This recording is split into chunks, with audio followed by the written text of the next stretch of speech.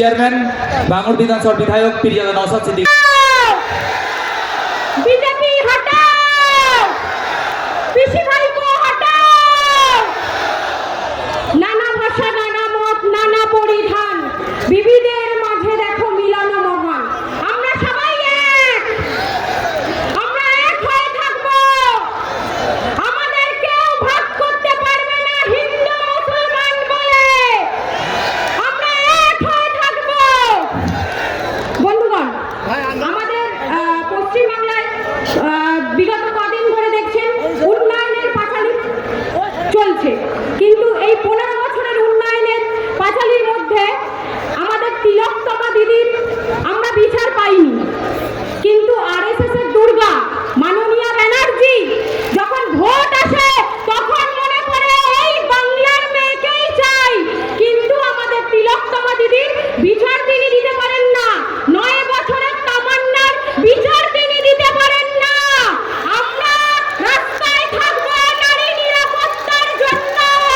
কি থাকবেন তো মায়েরা? এইভাবেই আমাদের রাস্তায় নেমে লড়াই করতে হবে তৃণমূলের চোখে চোখ রেখে। এটা 2021-এর আইএসএফ নয়, 2026-এর আইএসএফ। এটা নবান্ন কোম্পানিকে মনে রাখতে হবে, পিসি ভাইপোকে মনে রাখতে হবে। রিঅ্যাকশনের পাল্টা অ্যাকশন হবে এবার থেকে। আর ভাইপো বলেছে ভাঙড় দখল করবে। ভাঙড়ের জন্য, ভাঙড়ে ভাইপোর জন্য ভাঙড়ের মা বোনেরাই কাফি। ছেলেদের লাগবে না, মা বোনেরাই এবারে বুঝে নেবে ভাঙড়ের। তাই আমরা নারী নিরাপত্তার জন্য আমাদের রাস্তায় থাকতে হবে। লক্ষ্মীর ভান্ডার দিচ্ছে, লক্ষ্মীর ভান্ডার সরকারকে দিতে হবে। ওটা নবান্ন কোম্পানি বা ব্যানার্জি পরিবারের বা পৈতৃক সম্পত্তি নয়, ওটা আপনার আমার করের টাকা থেকে লক্ষ্মীর ভান্ডার দিচ্ছে। তাই বন্ধুগণ, আমাদের রাস্তায় নেমে লড়াই করতে হবে।